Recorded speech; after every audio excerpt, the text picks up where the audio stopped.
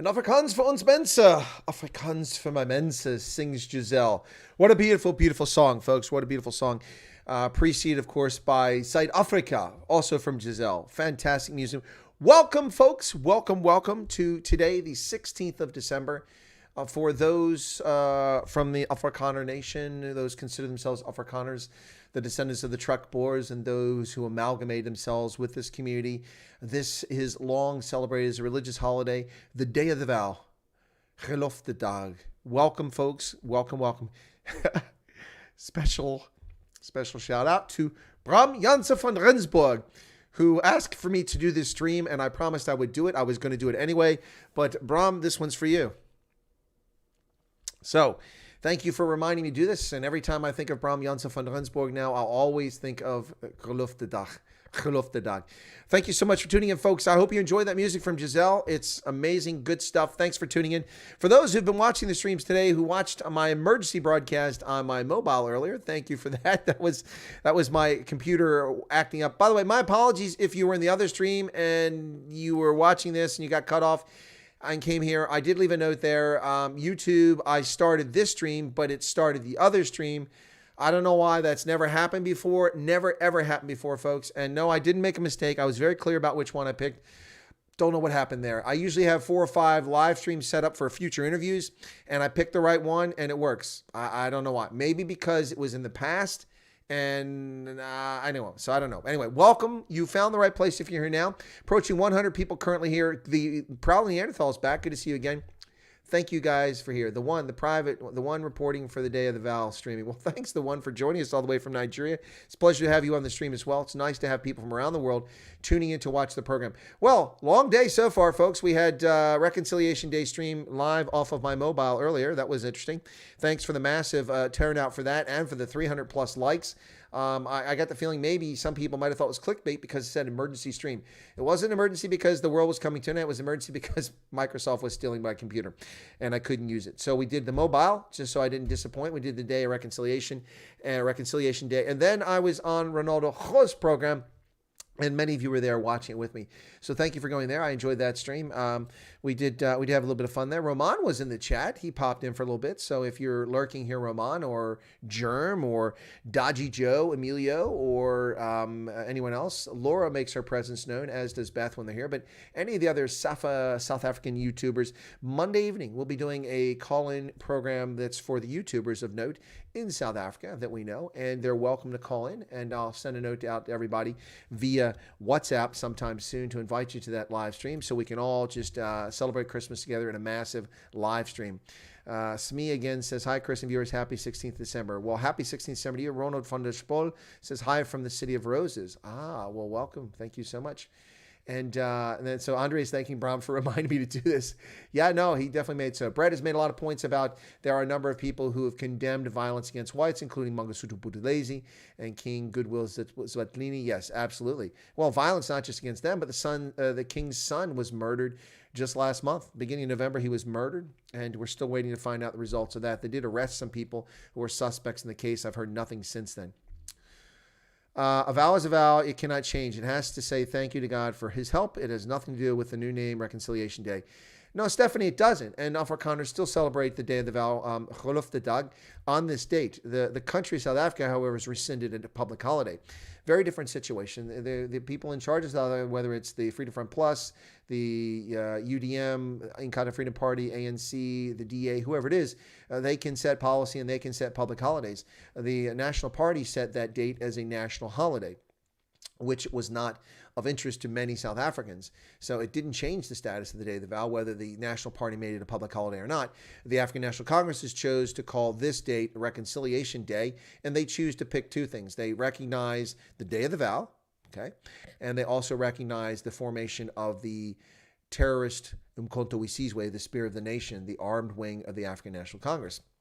So that's kind of a strange dichotomy, but it is Reconciliation Day, but it is a holiday many people celebrate. It's kind of like how people turn, a public holiday into Bride Day. What's that all about? But anyway, people do what they do. People go on the 4th of July, Memorial Day, less so to celebrate the independence of the United States and to remember those who've died in conflict, and more to go to the beaches and start the summer, Memorial Day, and the 4th of July, more to braai or cook barbecue with family and friends, and less so because it's the independence of the nation. People lose sight of what the holiday is all about. Like many people who are secular and celebrate Christmas for gifts and trees and lights and carols, and all that's part of it, but it is to celebrate the birth of Christ. That's the origin. So I think that's kind of straight on there, Stephanie. I don't think that that's mistakenly spoken there. On the day it's not Bride Day. Well, I agree with you, Mr. Doldewolf, but that is what many people are calling that day, and they celebrate that as such. People lose touch with their traditions, and it's easy to do. For those who descend from the Trek Boers and from those who fought that battle, and those from the wider Trek-Boer nation and the Afrikaner nation, this is indeed an important day. So what is this all about, folks? For those tuning in, not from South Africa, you're like, what's Wyatt going on about? By the way, I'm wearing a rugby jersey. This is an older one, and this is a comfortable one. Doesn't have that rubbery stuff. It's actually, made of, cloth, cotton, with Sasol on it. Check it out, folks. This is from around the 2007 time frame. Not exactly that date, but around that time frame. There you go. We predate the economic freedom fools. So, yeah. And we still have, on this one, we still have the Springbok, and we also have the Protea. But this is when they were trying to get rid of the Springbok. This is kind of the transition they were trying to name them Proteas. So they never got around to pulling that off successfully. But this is a Springbok jersey, folks. There's the South Africa flag over here. And this is a very comfortable one. I like this one. So good evening, everybody. So what are we talking about? Well, folks, in the 1830s, frustrated with continuing warfare with the Xhosa people and also with the governorship, the governance of the British who were ruling from Cape Town in the Western Cape, a lot of people who came to be called Afrikaners were hotful. They had enough, and they decided, that's it, we're out of here. So they decided to move into the interior of Africa. And so they moved up from what was the Cape Colony, all roughly along the line of Uitenhagen, places like that, and Grahamstown. And they decided to move up into what became the Free State, and to Natal, and also into the Transvaal. But before they did, they sent scouting parties out, and those Trek Boers went out, some with their families and with oxen and with slaves and resources, and they went out to find places to live. They moved at a very historical moment in South Africa's history. This was a time of the Mfukane, or the aftermath of the Mfukane. This was the war and the warfare that created the Zulu nation, which displaced tribes, opened up wide spaces when the Zulu destroyed other groups, and people fled. So many of them moved into areas previously occupied by Basotho and Swana people initially, and then also later Venda and others. But they moved into these places, and there weren't many people there. And they got along with them, and then they would send scouting parties further out. And eventually groups who chafed at each other, not just at British control, now chafing at each other's control, moved on around and over the Drakensberg Mountains down into what is today KwaZulu-Natal. There they came in contact with the Zulu king Dingane. And Dingane it seemed to be peaceful to them. They approached and said, we would like to live in your land. We understand you're the guy in charge. I'm paraphrasing, folks. You're the guy living here, and you're the guy in charge. You have sovereignty here. Can we purchase land? Can we live here? And Dingane said, well, I'll allow you to live here, and I'll even give you land, but you must show a sign of good faith. And I want you to go to this tribe. They've stolen cattle from the Zulu, and I want you to recover our cattle and punish them. And the Trek Boers did. They returned the cattle, for which Dingane was grateful. So he said, okay, great. I'd like to invite you back for a feast. So they went back and told their families about it, who were located further to the west at the foothills of the Drakensberg. And then Piet Retief and his party came back to see Dingane to sign the treaty. He signed the treaty. They placed it in the satchel. And shortly after that, Dingane said words to the effect of, get the white devils, or something like that. And they pounced on the members of his party, 16 or 20, something like that in the party. And then they proceeded to torture and murder each member one after the other, leaving his sons for next to last and Piet Retief for last. They murdered them, left their bodies laying there on the ground. This betrayal was followed up by an assault by Zulu impis or regiments, who marched quickly to the west to assault the families and the wagons and the loggers of the Trek Boers, because they left their families to the west in places located near Wienen and I think near Blauwkrans as well. And they attacked. They killed several hundred, like 342 people I think were killed in these battles. But a relief column came in the nick of time to keep it from being much worse, and sort of helped save the day. Plus, valiant efforts by women and children and elderly men who fought off the Zulu in the midst of horrific conflict. Well, this betrayal by Dingane, which may have been a smart geopolitical move on his part, he might have seen it as such, but this betrayal by Dingane started a war. Prior to this, the Trek Boers, the Afrikaners, had never really been in contact for the most part with the Zulu and had no beef with them. But this started things. So when you hear nonsense about, 450 years of segregation and racism, that's just horse shit. Don't listen to that nonsense. That's fictitious nonsense by people that don't know better. There were no black Africans persecuted by the Dutch at Cape Town in 1652. Why? Because they weren't there. The Khoi and San were there, and they interacted with, and they were abused in some respects. They were taken advantage of in other respects. They were hunted down if they were San in some respects.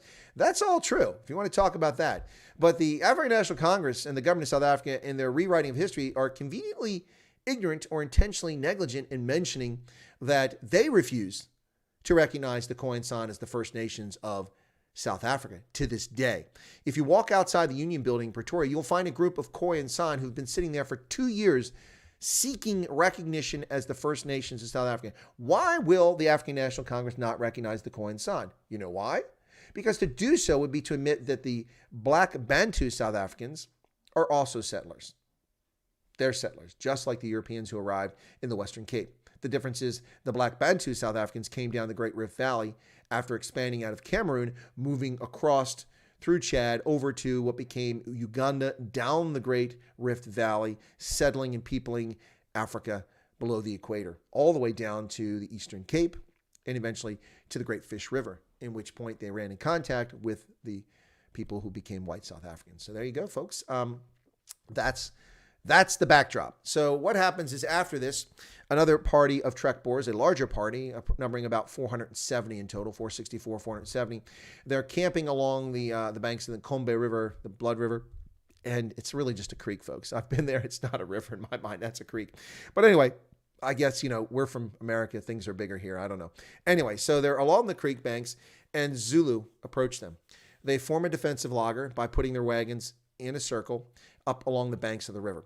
So the Zulu can't attack from one side because they can't climb up the steep banks, and so they make easy targets on that side. From the other sides, the Trek Boers have good defensive position, but they're outnumbered by a wide number. So before the battle commences, they gather, and under Sarel Cilliers' leadership, they do a prayer. They make a prayer to God, and they make a pact with God, a covenant.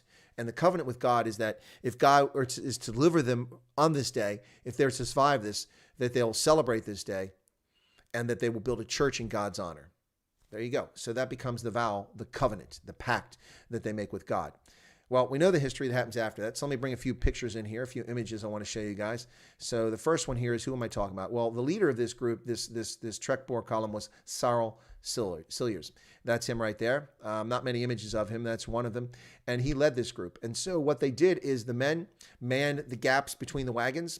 The women and children would bring water and gunpowder and balls and ammunition back and forth, and would also reload the weapons, because remember, these are single shots. We're not talking about repeating rifles at this time. So they would reload. 20,000 Zulu attack. Not a single Afrikaner is killed, just some slight injuries. And they fend them off, and 3,000 to 4,000 Zulu die. It is a tremendous victory for the Trek Boer. And they come out of this unscathed. And so they feel that they owe, with this pact with God that they've made, that they owe something back. So the interesting thing is that they didn't begin to celebrate this as a religious holiday until the 1860s, sometime after this. Now, maybe that's because during the interim period, the interregnum in between this Battle of Blood River in 1838 and the religious holiday nearly 30 years later, people were establishing farms, conquering land, occupying, establishing republics like the Orange Free State and the Transvaal Republic. Maybe that's what they were doing. They're busy, but eventually this came to be a holiday, a religious holiday, on the 16th of December, in recognition of the pact, the covenant that they had made with God to deliver them from this horrible fate that awaited them. But they didn't build a church until at least well over 30 years later, and the church wasn't built at Blood River, because nobody's there. It's just a creek there. There's some fields. They built the church of the vow was built in Pietermaritzburg, folks, years later. So I'm missing some of the comments. Let me look at the chat real quick and see.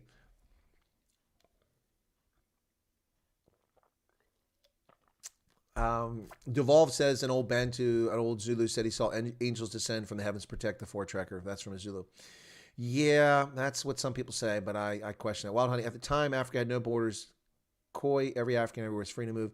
Anywhere in Africa, South Africa is not an island.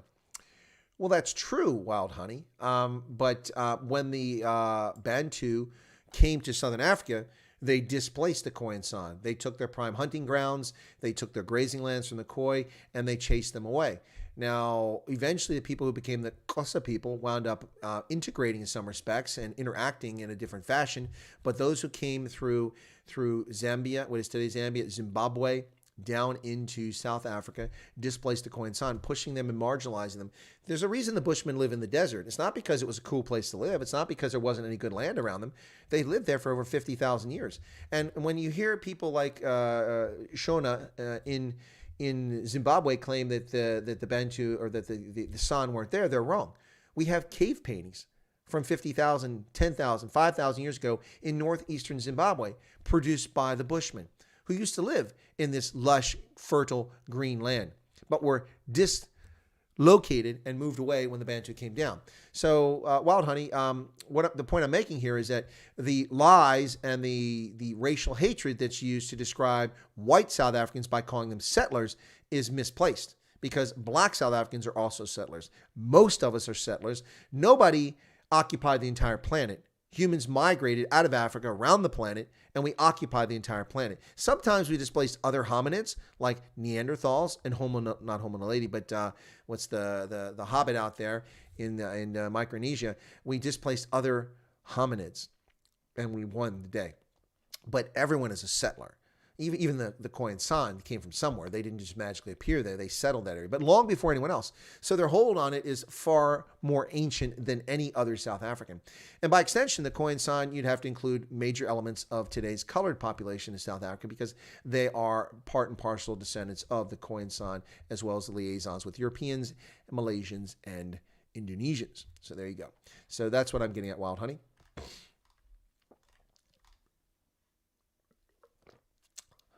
Andre Lowe says, in my opinion, people who have not and are not reconciled are too political. I'm in the country.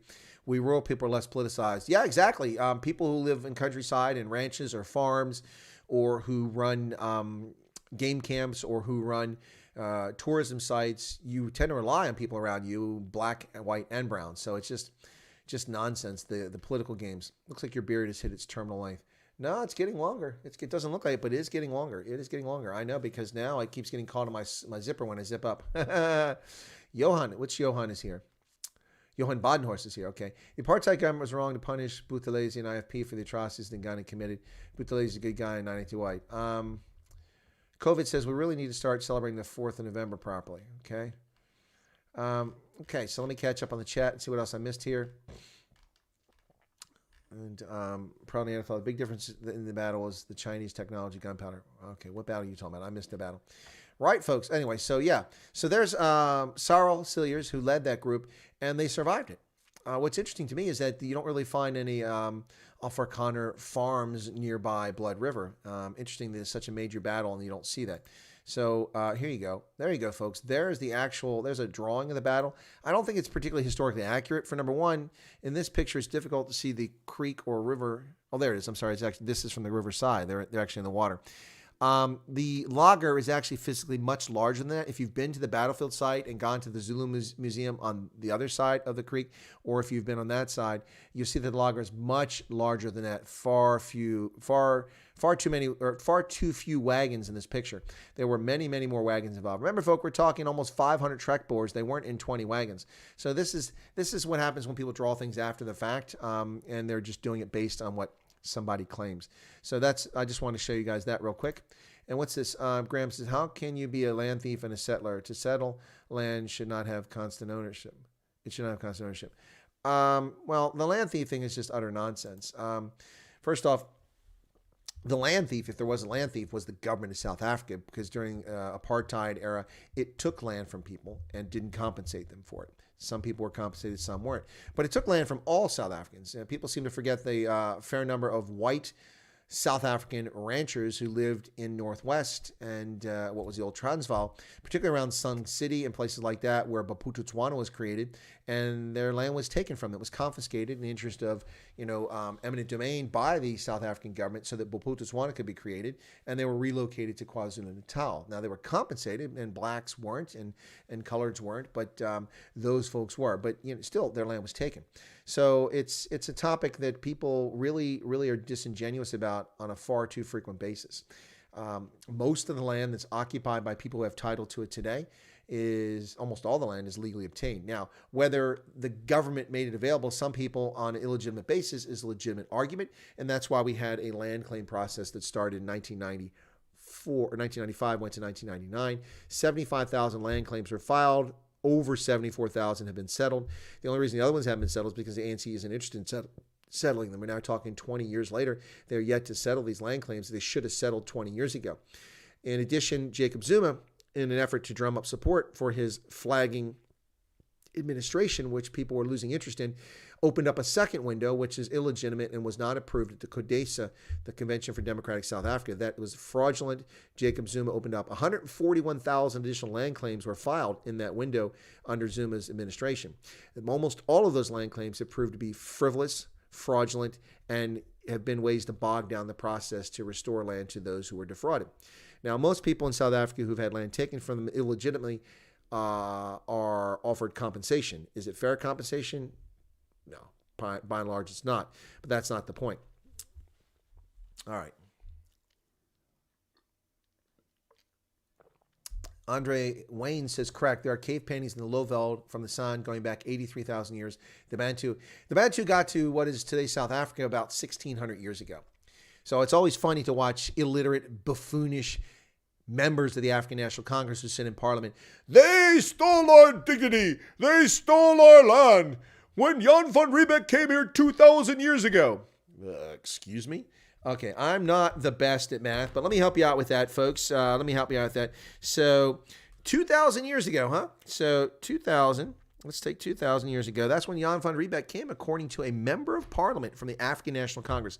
But he actually arrived in 1652, right? 1652. So I'm not very good at math. You guys tell me if I got this wrong, but that is not 2,000 years ago. So that'd be 348 years ago. Is that right? Yeah, that's right. 348 years ago, not 2,000 years ago. 2,000 years ago, there were no black Bantus in South Africa. They didn't come until 400 years after that fraudulent claim. And they didn't arrive in the Great Fish River in 1,600 years ago. They arrived in Mpumalanga and up north in South Africa. They kept working their way down over the centuries. It wasn't until about 1,200 years ago that they reached they got down to where the coasts are at. So, yeah, 348 years, not 2,000 years ago. Let's see. If someone would like to read about the Southern African history, read James Michener's book, The Covenant. Well, it's funny you should mention that, Ronald. That is the book that inspired me to have such a great interest in South Africa. I read The Covenant when I was in high school. It's a fantastic book. Michener was a brilliant historical fiction writer, and with things like Hawaii, Poland Space, Centennial, Texas, Chesapeake, and, of course, Hawaii. Did I say Hawaii already? And then The Covenant. So The Covenant is fantastic. Andre says, do you have an argument against the whole land redistribution scheme? I do not see 21st century young African people wanting land. What can we do? Well, first off, if I were in charge of South Africa, things would be very different. We would just, expropriation without compensation, gone. Broad-based black economic empowerment, gone. And we would talk about land honestly. First off, if you're curious, I wrote an article about this now 3 years ago about land and poverty in South Africa, and I talk about this. And the first question is, who had land taken from them? When was the land taken from them? If it was before 1910, it doesn't count. And so Julius Malema, talking about wars, 200 years ago, that's nonsense. That's the sands of history. Conquest is legitimate means of political discourse. Get over it. So who had land taken from them? When was it taken from them? Who wants land? So the ANC's idiotic dream that they're going to put 1 million South Africans, black South Africans, on farms is just beyond stupid. When the world is moving towards mechanization at a pace that is unprecedented in agriculture, the ANC wants to put 1 million black South Africans on farms. Now, unless you own a farm, most people don't make very much in the way of any money off of farms. So why in the world would you want to put 1 million black South Africans on farms where they're going to make low wages? First off, for most black Africans, there was no concept of private ownership of land. It was communal. Hence the reason why the Zulu king has 2.8 million hectares of land in the Ngoma Trust, which is given to him by the National Party. Not to the Zulu, but to the Zulu king. He owns 2.8 million hectares of land. That's insane. It's the single largest private landowner in South Africa by far. 2.8 million. So those are questions that need to be addressed. But you're not going to put 1 million people on farms. That's asinine. Instead of wasting time and effort, you should focus on those who had land that was taken from them legitimately.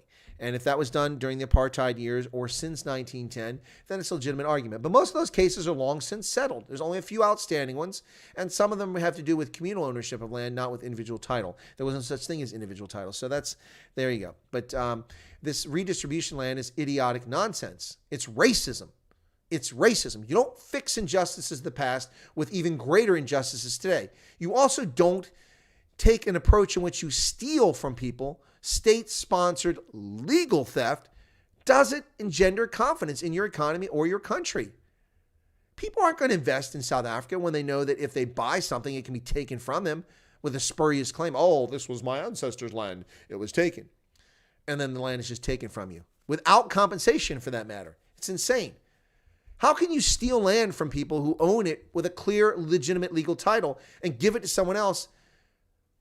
How? How do you do that? The National Party was wrong doing that. And the African National Congress is even more wrong doing it. They're supposed to be the party of reconciliation. Remember, Reconciliation Day? Supposed to be the party of a multiracial, multi-ethnic, market-based economy. But that's not the ANC. That's not the ANC, folks. Jesus came when Jan van Riebeck. I think you people are conveniently adopting a skewed history. Coexisted side by side with other tribes. They were not alone. Okay, Wild Honey, I think when you use the term you people, typically when somebody that's white says that, they're accused of being a racist. I'm not going to accuse you of being a racist, Wild Honey, because I don't know if you're white, brown, blue, purple, or green. But who is you people? You people. Me, an American from Appalachia? Is that you people? I don't know what you're going after there, honey. Please be specific. The Khoi did exist side by side with some groups, like the Xhosa, but they didn't live side by side with the Zulu. They didn't live side by side with the Venda. And also, those groups didn't exist. You don't have a group you can fall back on. There's no history, no recorded history of the groups that first engaged the Khoi and San and chased them. How many? Wild Honey. Zimbabwe is a fertile country with lots of fertile land. And 14 million Zimbabweans living there today. How many San live in Zimbabwe? You want me to help you with that? How many San live in Zimbabwe, Wild Honey? Okay? You want me to help you with that? Skewed history? I think you're mistaken. I think your personal animus is clouding your judgment. And you probably think the same as me, but no, I have no dog in this fight. I just deal with facts as a historian. 5,000 San live in Zimbabwe. A country of 14 million people, 5,000 Bushmen. 5,000. How many Bushmen live in Botswana? Take a guess. A desert. Right next door. How many Bushmen live in Botswana? 50,000. 10 times as many Bushmen live in Botswana as live in Zimbabwe. Do you think that they just went there because the Central Kalahari was a lovely place to hang out? Oh, here's some lovely beach property. There's no water, but it's a nice beach. It's all sand. No. The Bushmen didn't just go there because it was great. There were Gemsbok, and there were Springbok, and there were duikers, and there were all kinds of animals all over Zimbabwe until the Bantu arrived. And what did the Bushmen do? By and large, they fled away. Why would they flee? If they lived in harmony with their Bantu neighbors. Come on, man. It doesn't even pass the common sense test. You're just trying to distort history with no evidence of it. We have evidence of the Bushmen being there. We have evidence of the arrival of Bantu peoples. But see, what's going on here is, I suspect, Wild Honey, is you're putting a value judgment on things. See, if you were inferring that I'm putting a value judgment on this, I'm not. If you watched Ronaldo's stream earlier, I talked about, I appreciate and understand Dingane's betrayal of Pete Retief and his party from a geopolitical standpoint and understood why he did it. Doesn't excuse the treachery, But I understand it. I empathize with the fact that Dingane was trying to take a first blow to stop others from coming. That's what he was doing. And the approach he took is one that the Zulu nation used to deal with its neighbors. Conquest and absorption or extermination. And they were going for extermination to stop whites from moving into Natal. I get that from a geopolitical standpoint. It's reprehensible from a moral standpoint, but anyway. So yeah, I'm not making a moral judgment about what the Bantu did with or not to the San people. I'm just talking about historical fact. The problem is that people in South Africa get all in a corner. Oh no, don't get a corner. Talk about the facts. The fact that the Bantu people displaced the Khoisan San. Okay, they did. Should the Bantu people pay a penalty for that? No, that's ludicrous. We're talking about something that happened 1,600 years ago, 1,500 years ago, 1,400 years ago. There's nobody alive who has any remote tie to that event. None. Devolve says they originate from the Congo Forest. No, the Bantu peoples that have populated West Africa, Central and Southern Africa originate in modern Cameroon. That's where they come from. The movie about Alaska serial killer, you're on that again, man. Frozen ground. All right, so Graham says, maybe they think Jan van Riebeck is Jesus. Was a Ven commando at Blood River. Okay, thank you, Andu Toy. The other argument they make is that black South Africans were oppressed for hundreds of years. Black South Africans lost their sovereignty in 1879 and regained it in 1994.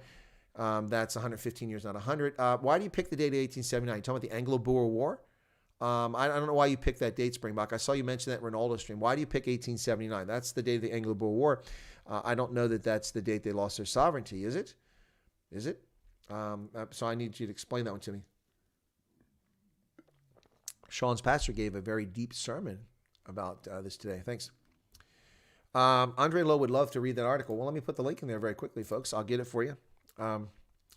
Country is rapidly becoming godless again, says Freda. Devolve, what are you waffling about? Andre Wayne, farming is hard. Oh, gosh, just went. Okay, here we go. Farming is hard, driving in BW is easier. Let's not worry too much. Voortrekkers of Boer were actually regarded as low-class whites and not really welcome in the Cape. They really had no choice to go inland and look for land.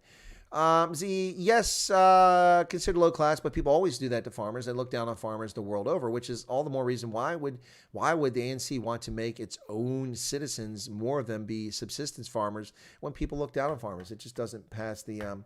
It does not pass the common sense test there. So let me just go see if I can find this article very quickly for you guys.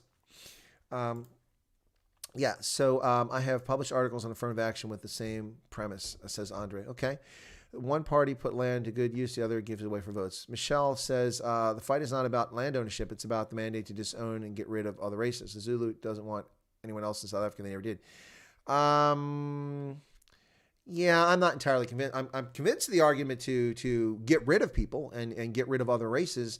I definitely believe there are people in the ANC who are in favor of that. The EFF, of course, is in favor of that. But I'm not convinced that the Zulu don't want to live with other people. That one, I'm not sold on that one.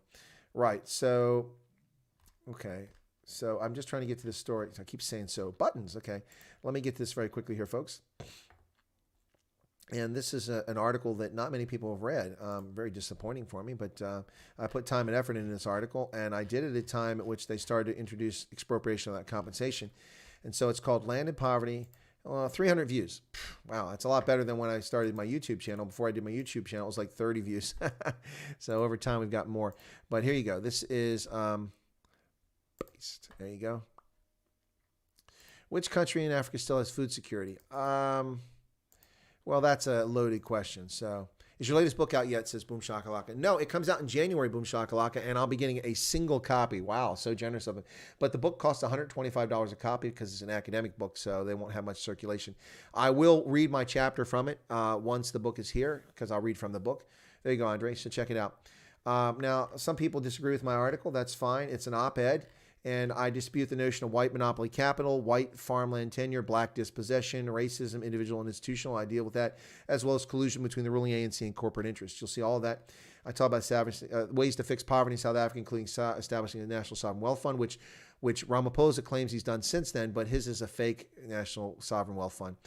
That's our history, Chris. These are my ancestors in the history we learned in school when I was a little kid. Voortrekkers were nicely chased out of the Cape. Yeah, no, I got you, Z. But the thing is that the people who lived in Cape Town and those in Grahamstown who ran administration thinks, yeah, they're the elites. That's the same thing today. We have the elites. Look at Hillary Clinton and Mitch McConnell and all these elites who look down on us as if we're just, the unwashed, and then they think we're stupid in the media. Like, we'll just believe that this election wasn't stolen. It was stolen in Pennsylvania by criminal activity, violation of the law. But there's no consequences for these criminals. The governor can violate the Constitution of the Pennsylvania and of the United States government with no consequences. His actions for lockdown were declared unconstitutional months ago. Hasn't been arrested, hasn't been charged with a crime, hasn't been recalled. What is our recourse? No consequences for those who break it. Mark Gardenia says the 27th of February, 1881. I remember that because I was born. Okay, well, let's see. So someone give me the answer here. The historians claim Chinese got South Africa first in 1402. Read History of General Zhang. No. He didn't get to Mossel Bay. That's not true, proud Neanderthal. Admiral Cheng Ho got to Mozambique in the 1460s, if I'm not mistaken, not 1404, 1460s. Yeah, he got there. That life could have been very different. He was a eunuch, and he was an admiral, and they got as far as Mozambique, and then he had to go back to China because the government changed hands. That was the end of Chinese exploration of Africa. That was it. But they didn't get to Mossel Bay. No, I've never seen that anywhere. We have actual records of their journeys and where they went to. When you read the reports about the way the Voortrekker was tortured and killed, sounds a lot like the current farmer. It was very cruel and violent. Yeah, no, I got you, Frida. Excellent. Dingane, after killing Pete Retief and co., sent his impi after the rest of the Voortrekkers. I already said that, Z. Are you coming in late? I already said all that stuff, man. If a UCT student heard you say this stuff, they would need a soft pillow to hold and comfort them. They would devolve. They absolutely would. But the problem is that they just can't deal with the truth. And of course, if you tell the truth and it doesn't fit the narrative, then you're a racist. But the problem with that lunacy and stupidity is a racist is someone that believes that races are different and that one race is better than another, and then they act on that. That's a racist. If you don't act on these things, if you don't discriminate against people and take action against them based on, if you don't think you're superior to people, then you're not a racist. You're not a racist. You can be a bigot. Bigotry is very different than racism. Bigotry is a learned behavior that can be unlearned. So, but telling the truth about the history of South Africa doesn't make a person a bigot. It just makes a person a historian.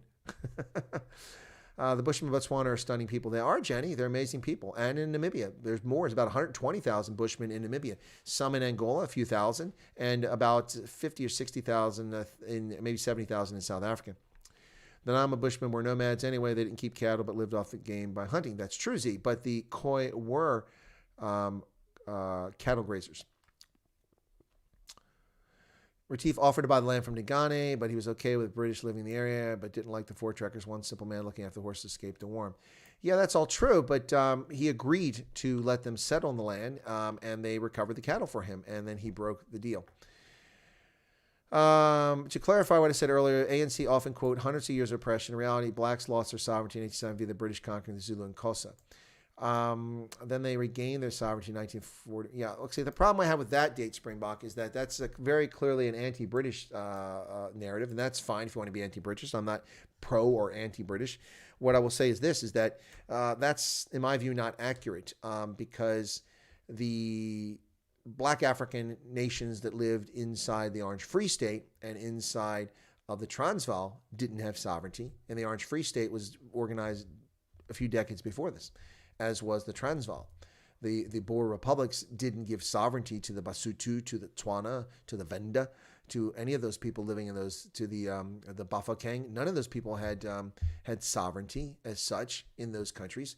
So they were also lost their sovereignty, and that was before 1879. So, I mean, you can go with that. Now, the problem with all this conversation is that the ANC likes to take the oppression and that narrative, and they like to backdate it to dates that doesn't even affect people that they recognize. If the ANC recognized the Khoi and San as First Nations, then they could have some legitimacy to making the argument that Africans have been oppressed since the arrival of Europeans in the Cape in 1652. They could make a legitimate argument because the Khoi and San, there is legitimate argument there. But then at the same time, you'd have to admit that the oppression of the Khoi and San goes back 1,600 years ago to the arrival of Bantu crossing into South Africa. Yeah, that's right. Yeah, Limpopo River was crossed, and boom, there you go, oppression. So yeah, they'd have to admit that. So that oppression goes back 1,600 years. They don't want to admit that because that doesn't fit the narrative. So that's the problem with doing this. So their claim of oppression for 348 years is just horse manure. Also, the Zulu, the Xhosa people held their own against the Trek Boers and the Afrikaners for decades. They fought 9 wars. 9 wars. Sometimes the Xhosa came out ahead. Sometimes the white guys came out ahead. Yeah, and their colored cohorts who were with them. So just utter nonsense. My other family branch came from the French Huguenots, and greater ancestor landed here in 1678. My father's surname is on the Franschhoek monument, so my ancestors are part of high class, part low class. Well, Z, look, I got you, my friend. My ancestors include William the Conqueror and his opponent at the Battle of Hastings, Harold Godwinson. My ancestors include Edward Longshanks, the King of England. My ancestors include dozens of royalty from England and also from Denmark and from Sweden, going back over 1,000+ years, 1,500 years. So, yeah, my ancestors included Sir Francis Wyatt, who settled Jamestown County, Virginia. He was a nobleman and the first royal governor of Virginia in 1621 or 1623, something like that. Also included Adam Wyatt, a famous writer and poet in medieval England, who was very well respected. Also included Sir Thomas Wyatt, the younger, who at the age of 34 led an army in rebellion against the crown and took an army of 5,000 from Kent and marched on London. As he approached the gates of London, the army began to melt away. So people had second thoughts about opposing the crown, and his army shrank, and he had only a few thousand followers, not even 2,000, I think, when he got to London, and they were easily defeated in a quick battle. He was placed in the Tower of London, and even though he was a knight, he was executed by beheading for his treachery. So, yeah, my ancestors also came from highfalutin folks, too, and descended into white trash at some point. So I'm with you on that one, Z. What chocolate is in the Advent calendar? Lee already had the chocolate earlier today. We had the 16th was a what is it? It doesn't look like what was in there. That looks like a turkey now, but it wasn't a turkey. It was a cat. It was a little kitty cat. We had a little cat earlier, so that was earlier today in the earlier stream. So you missed that. They regained their sovereignty. Yeah. So Springbok, you and I have a difference of opinion when Black Africans lost their sovereignty in South Africa. To me, it's at different dates. And so, for instance, I think for people who are not just Black Africans, but those who are colored, like the Greek was, they didn't lose their sovereignty until the Free State was organized. Before that, they had their own sovereignty. They escaped the Cape. They were the original Trek Boers, the Orlums, the Greek was, the Bosters. They left. Now, not the Bosters, they came later, but the Greek was left early on, before the Trek Boers even got going. They were the original. Guy, shipwrecks in the Table Bay are crazy. Many undiscovered, still very interesting. Yep. True, they don't have sovereignty in the Boer Republic, but they did in the Zulu and Xhosa Kingdom. That's why the ANC does not distinguish. Well, the ANC is historically factually wrong, Springbok. They're factually wrong. Wild Honey says, Tanzania, Kenya, Uganda, Ethiopia, Zambia, Mali, Cote d'Ivoire, also Mauritania, are mostly desert. Tanzania is not mostly desert. That's not true. Kenya has a lot of desert, but it's not mostly desert. Uganda has almost no desert. In the north, there's some dry areas, some grasslands, but it's not desert. Ethiopia has desert in the southeastern part of the country. Zambia has some, I don't think they have anything that's actually classified as desert. They have grasslands. Cote d'Ivoire has no desert. Ghana has no desert. Mauritania is mostly desert. Niger is mostly desert. What am I missing, Wild Honey? Your answer answered Zill, so I'm not sure. I must have missed something because maybe I misread the way you typed that. Really interesting, but it's bedtime for me, says Tanya. Good night, Tanya. Thank you for joining us today for a celebration of the Day of the Vow. When my family branch from the Netherlands, Queen of Netherlands, Wilhelmina. Well, there you go, Stephanie. Cool. Kane says, I don't know if it's true, but I heard that Xhosa people is black tribe that was formed between the Bantus and the Khoisan. Yeah, there's definitely mixing. If you look at DNA, mixing between the Xhosa and the Khoisan. Absolutely true. That's why the Xhosa people tend to be lighter. They have different physical appearance than, say, for instance, the Zulu. And also they have cliques in their languages because no Bantu tribe ever developed cliques in their languages. That came about from intermixing with the Khoisan. Yep. Sylvester Celine says, my genealogy includes one person. When the people are supposed to be your cultural family bully you just as much as those aren't, you don't know them anything. Fair point. Chad says, I love those chocolate calendars because I can travel time past the whole month in one day. Michelle says, wow, that's cool. Your ancestors impressive. Mine included a philandering priest in France in World War I, shipped to South Africa, daughter of an officer of Lord Kitchener. Ooh, a German orphan and Afrikaans girl. That's fascinating, Michelle. Well, I haven't even scratched the surface. I've got all kinds of fascinating ancestors. But you know what? It doesn't mean anything, folks. Doesn't mean anything. Those people aren't me. I may have DNA from them, and I may have origins from them, and I may have some traditions that were carried down from some of those people, but I'm not them. Their actions I'm not responsible for. My actions they're not responsible for. They were dead long before I was born. So we are who we are, and the content of our character is what matters, not the color of our skin or our faith or what we believe in, but the content of our character, the way we treat each other, the way we behave. That's what matters, folks. And see, that's not anyone in South Africa says. Do you see anyone in South Africa talking about, let's talk about the content of character, South Africans? Because if we were, then people would be pressing for the arrest of Julius Malema. That's right. That's right. But we don't talk about the content of character. No. In South Africa, we go, oh, those whites, those blacks, those whites, those blacks, those coloreds, those Indians. Oh, colors are drunks. They're lazy. Really? Really? By the way, for the haters who want to take that clip, go ahead and take it. If that suits your need to paint a false picture when you saw that was political satire and sarcasm, obviously not something I believe in, because you'll skip the part. Springbok says, Lekker shirt, have my Springbok cap on, but the shirt is in the cupboard. Have you got a Springbok cap? I've got several. If not, ought to get one. I've got several Springbok caps, but I didn't have time between Ronaldo's stream and my stream to rush down to the basement to grab one of them. So I'm a du Toit, so I'm a Frenchman with a tint of Irish and Scots. Okay, there you go. Correct on the cattle breeding, grazing, Chris. The Khoisan, the Battle of Salt River, the road into the Battle of Oxen against the Portuguese and beat them back. Yep. Kane, you mixed breed. Yeah, folks, we love colors on this channel. I'm a colored. I'm pink. We do really actually love colors. Great. I don't like stereotypes, but generally speaking, colored folks tend to be a lot of fun and interesting people. They have great sense of humor, many of them, not all.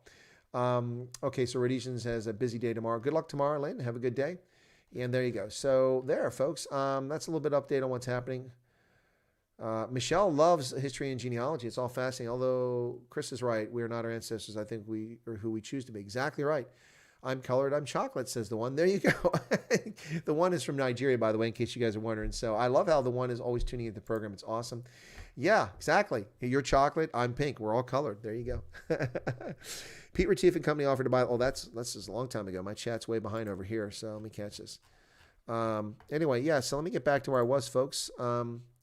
Let me see what we got here. Okay, we got 138 people currently watching. We got 114 likes. Smash the like button, folks. Smash the like buttons. Told you need a sense of humor. Oh, you telling Hendo that. Chad says, if there is one myth about South Africa you would love to correct the world from believing, what would it be? I would like to correct the myth that, well, how do I do this? What's the best way to do this? That's a good question, Chad. That's the best question I think you've been asking in a while. The myth about South Africa, there's three main ones, but the one that really needs to be addressed is that South Africa is a multi-party representative democracy with a government that's legitimate. That's a myth. It's not that. It's not a multi-party representative democracy. You vote for party lists. That's a fraud.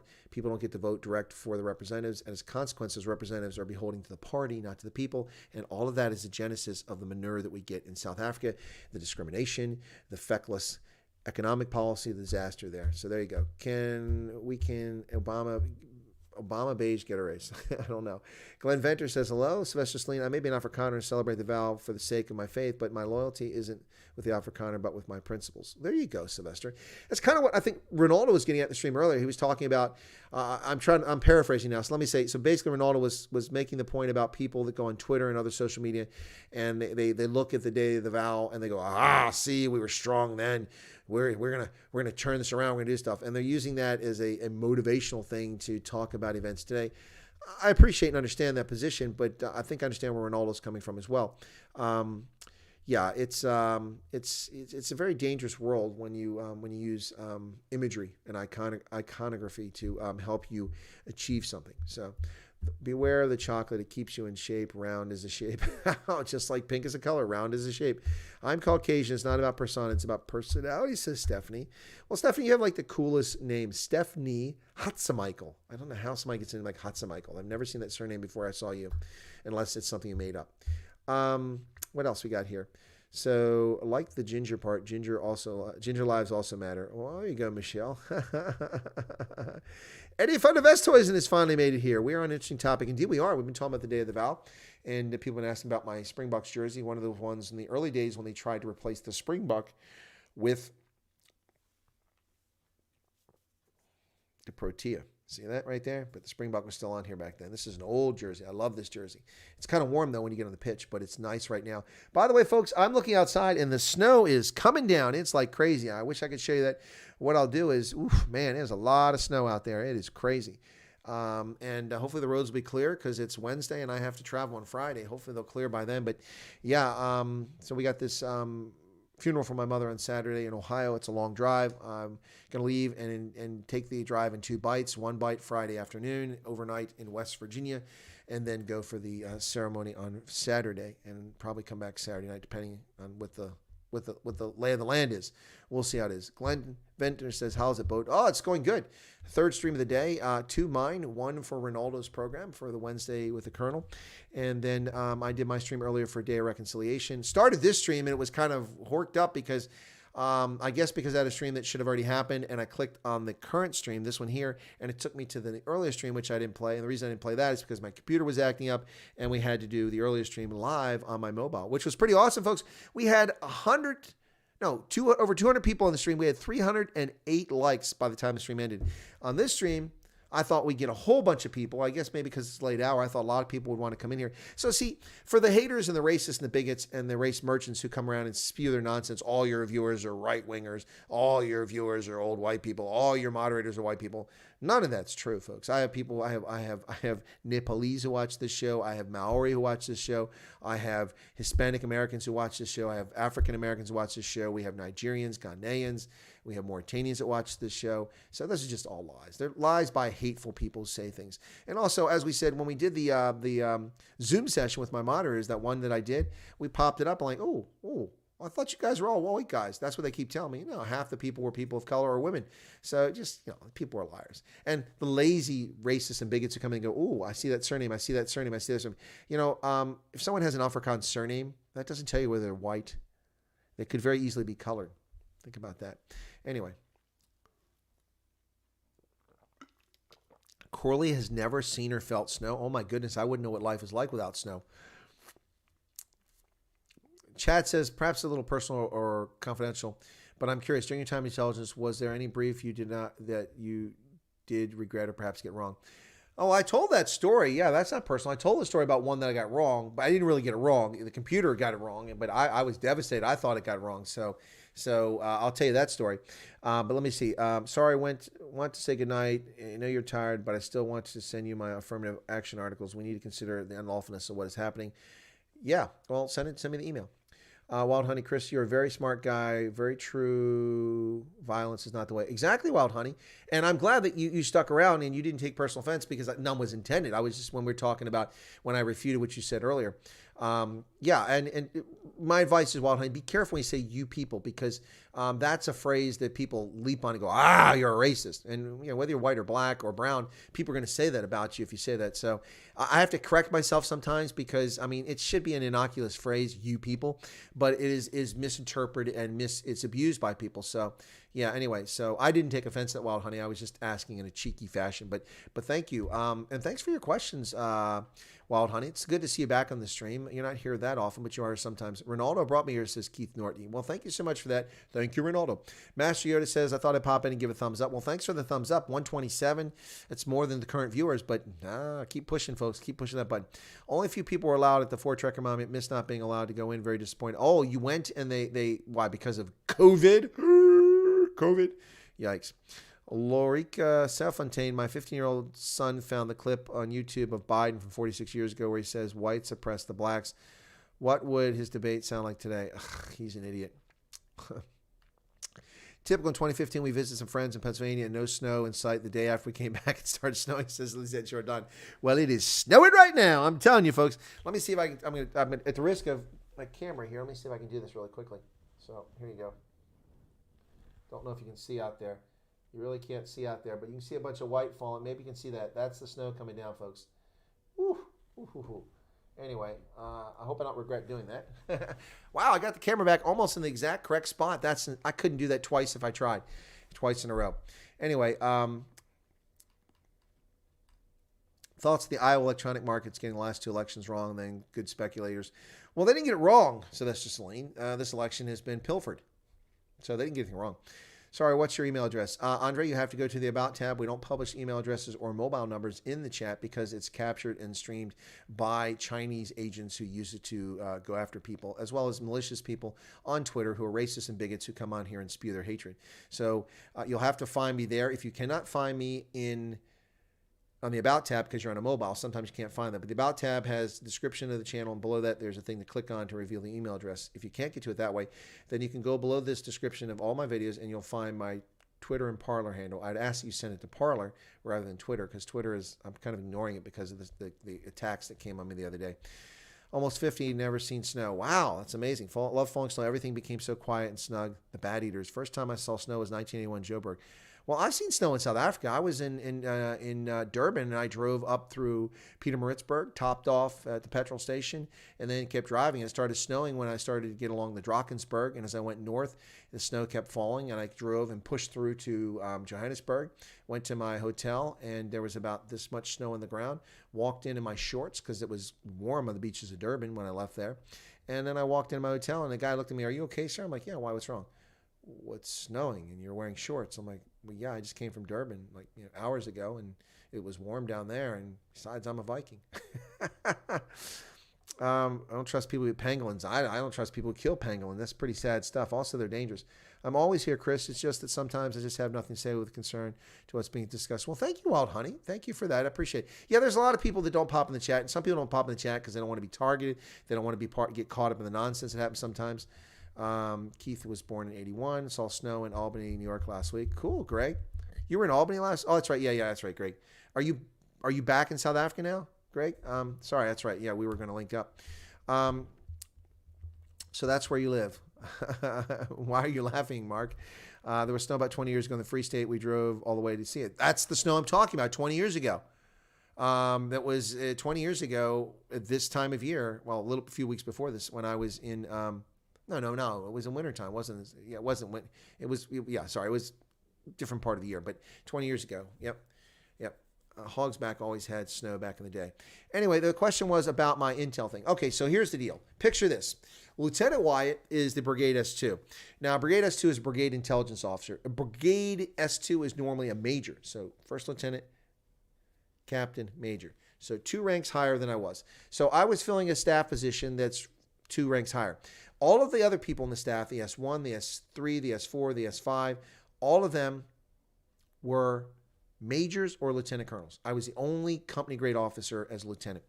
And there were reasons for that I won't go into. And that was because I was rewarded. But anyway, so we went on an exercise, and it's all done in the computer. We're out in the woods, and we've got, shelters and generators and guards and, trucks and stuff.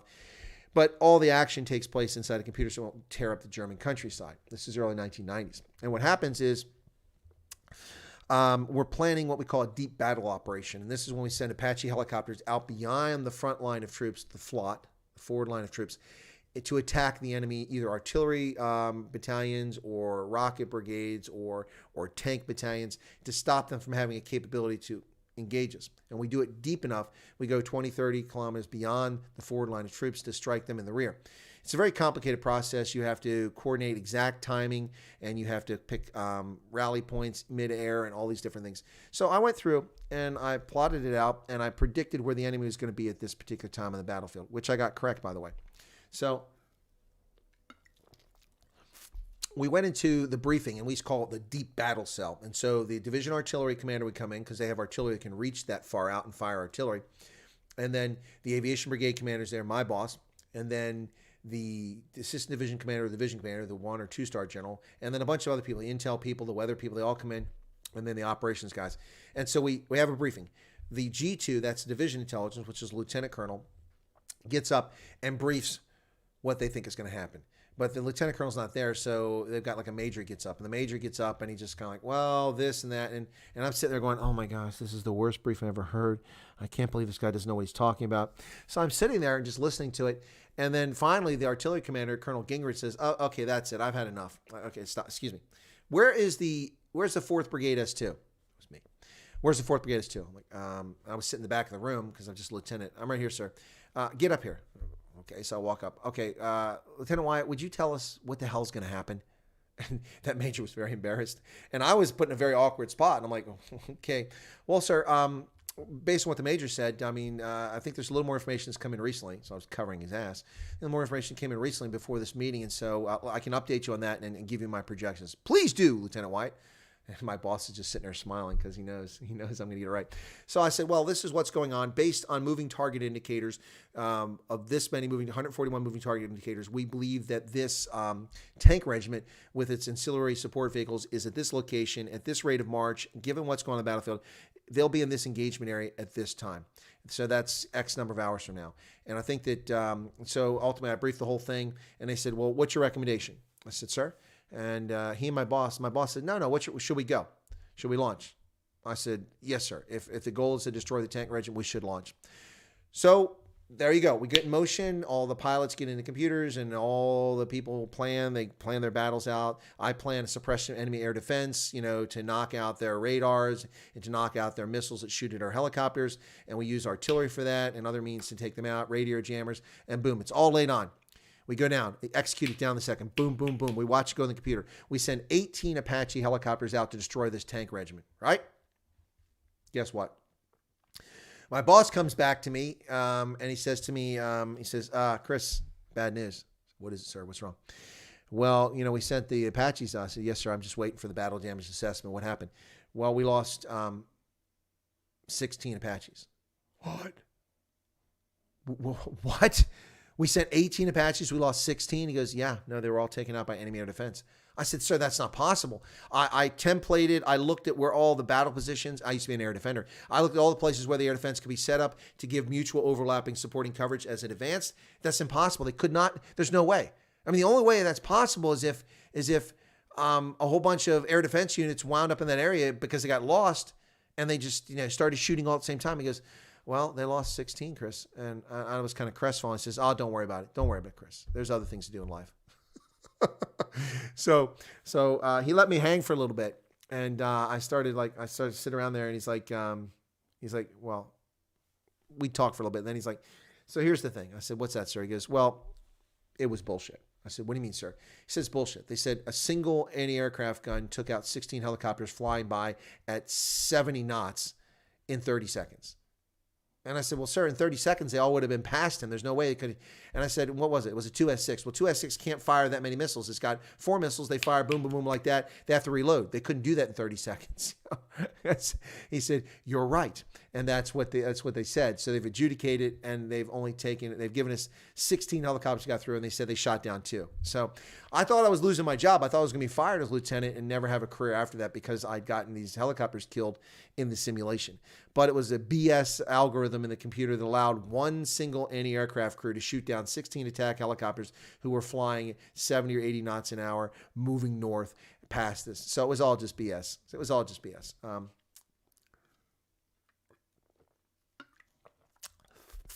Glenn is out of here. Good night. Robin, yep, we're allowed on the beach today. I was 2 in 1981 Johannesburg. Obviously, can't remember, but I was told we played in the snow. Oh, cool, Michelle. Thanks for sharing that. What else we got here, folks? Cupid with an arrow up his bum. Will you be going to the beach? Oh, you guys are talking about going to the beach. Must have lost interest in my conversation. Ha. Tomorrow's my birthday, says Erica, going out for lunch. Well, okay, we'll have to congratulate you tomorrow.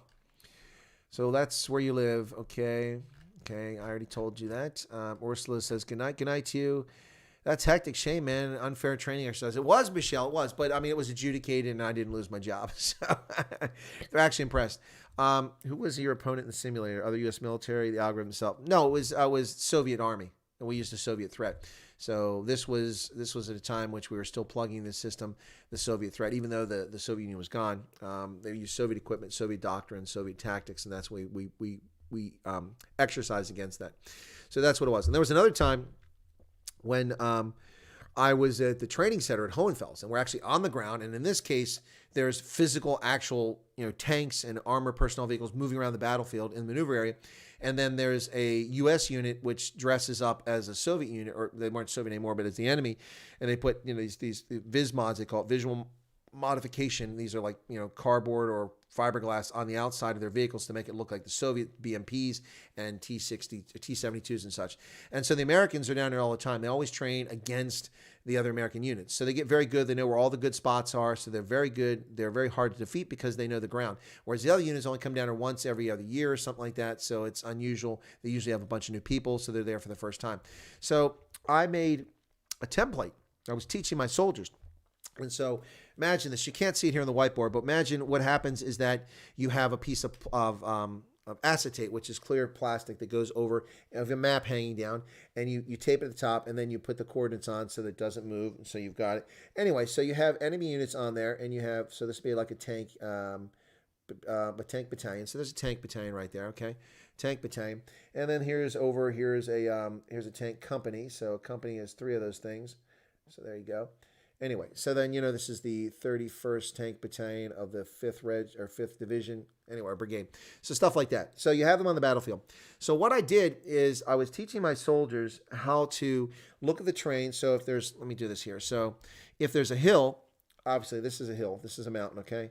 So if you have, these tank units will have air defense around them to protect them when they move in the battlefield. So there are ZSU 23-4s, there are 2S6s, there are different air defense units. At the tactical level, they're going to have something like a ZSU 23-4 or 2S6. And what happens, Glenn is leaving. Everybody's getting bored with the military stuff now. Push me up to 150 likes before you go, or 142.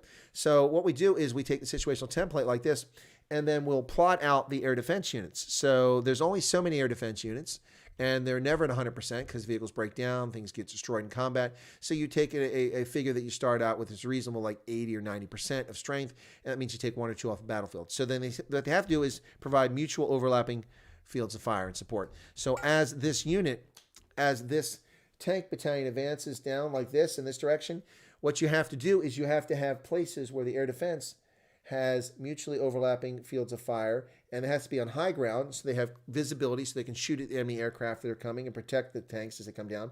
So you find these spots on the battlefield. Then what you do is you draw their ranges so that you make sure this is what the enemy has to do and what we have to do. You have to make sure that this position can cover this much space from that spot. This one can cover this much space from that spot. This one can cover like this. You see that? So what happens is you have mutually overlapping fields of fire so that you have continuous coverage to protect this tank battalion as it comes south. Does that make sense? See those little dots? There's always coverage from air defense so that enemy aircraft can't come in and take them out. So I showed my soldiers how to do this, and we built these templates. It's a lot more complicated than this, but I'm just trying to make this simple so I don't lose my entire audience. So you do this, and then what you do is you pick a time in the battle. So, T-minus 2 hours and 30 minutes. At the rate of march, if it's like 10 kilometers per hour based on the terrain, that they're coming south 10 kilometers per hour, at a certain point, they're going to be here, right? This tank battalion will be right there. So then we find here, if it's here, where's the air defense? And so that's called a situational template. And it's very complicated, but it's not that complicated. So I was very adept at this. So I did this situational template, and we laid out where all of the air defense positions would be. Now, remember, I've also been at this training center many times. I know the physical terrain. I know that you can't put an air defense system here because there's trees. They can't shoot anything. You can only put them here because there's a road. They can get up on a hill, yada, yada, yada. So I made the template as I taught my soldiers how to do it. They took the template, they copied it, my soldiers. They made multiple copies by tracing it. They sent it out to the battalion and to the Cav squadron. Guess what? Guess what? When they played in the computer, because they played on the battlefield on the computer, the air defense they put in the computer, the tanks move around the battlefield. When they played in the computer based on the actual rate of march on the ground, so there's actual tanks out there moving around, coming towards each other, but the air defense isn't out there. They just put it in the computer. We destroyed every single air defense, regimental air defense system, and almost every division air defense system was out there. Why? Because I called it spot on, and I know the terrain. So the adjudicators, they have adjudicators there. They're called observer controllers. They came out and said, you cheated. I'm like, huh? I cheated. How did I cheat? Well, you cheated because no one can ever do this. I said, what do you mean no one can do it? Well, it's impossible. I said, how's it impossible? We know where they're at on the battlefield. I know, as a former air defender, where you can defend from and what works, and I know that I have to keep mutual overlapping supporting fire. So if I have all that information, I can project, and assuming they're rational actors, which the computer doesn't put the air defense on the side of a cliff. It puts it in a place where it can actually get to and get away from. So we got them all. Well, they just said, that's just not right, and they adjudicated, and they gave us about 50% destruction, not 100%. But I was like, hey, 50%. Most people might get 5 or 10%, so it was pretty cool. Anyway, there you go. Robin says she prefers to hear about these stories. Ronell says, this is very interesting, Chris. Well, thank you. That's some of what I did. By the way, folks, I went to the intelligence school. Do you know the intelligence school didn't teach me any of what I just taught you?